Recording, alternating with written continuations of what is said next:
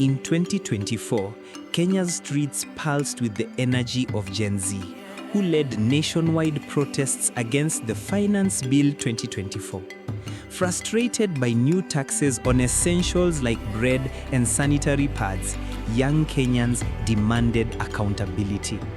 These protests, fueled by social media, challenged economic policies tied to IMF pressures, but they came at a cost. 24 to 30 lives lost and over 600 arrests. This is a story of courage, sacrifice, and a generation refusing to stay silent. Kenya's judiciary stands as a battleground for justice. In 2024, courts halted excessive force against protesters and upheld rights like those of the LGBTQI+ community to register NGOs. Yet, executive threats against judges and withdrawn security for rulings against the government signal a troubling trend.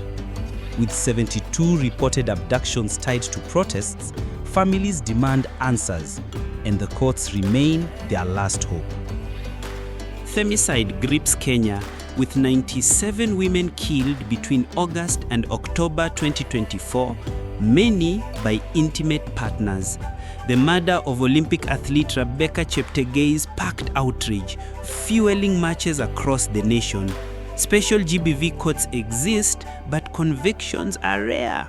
Women are demanding not just justice, but a cultural shift to end gender-based violence. The Ogiek people face a painful betrayal. Despite African court rulings affirming their land rights, evictions from Mau Forest resumed in 2023.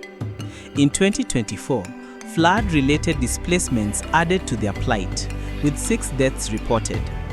These evictions violate human rights and erase indigenous heritage as communities fight for their ancestral homes. The proposed Kenya Information and Communications Bill 2025 threatens digital freedom. Mandating ISPs to collect vast personal data, it risks mass surveillance and stifles online activism. Civil society warns of a shrinking civic space as Kenyans, especially youth, rely on platforms like X to organize and speak out. Privacy hangs in the balance. The rollout of the Social Health Insurance Fund in 2024, requiring 2.75% of gross income, promised universal health care but delivered chaos. Delays in hospital funding and high contributions burden low-income families, especially those with chronic illnesses. Access to healthcare, a constitutional right, remains out of reach for many. Corruption fuels Kenya's unrest. From misappropriated COVID-19 funds to dropped cases against political allies, impunity runs deep. In 2024, public frustration boiled over, with protests demanding transparency. The government's lavish spending amidst economic hardship has eroded trust, pushing citizens to the streets. In 2023, Kenya's Supreme Court upheld the right of LGBTQI+ groups to register NGOs, a historic win. Yet, societal stigma and legal ambiguities persist, with same-sex conduct still criminalized. Advocacy groups like NGL-HRC train police and judiciary, fostering hope for inclusion amidst resistance.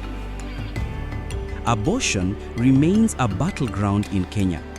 A 2019 court ruling affirmed access for sexual violence survivors, but poor implementation forces many into unsafe procedures.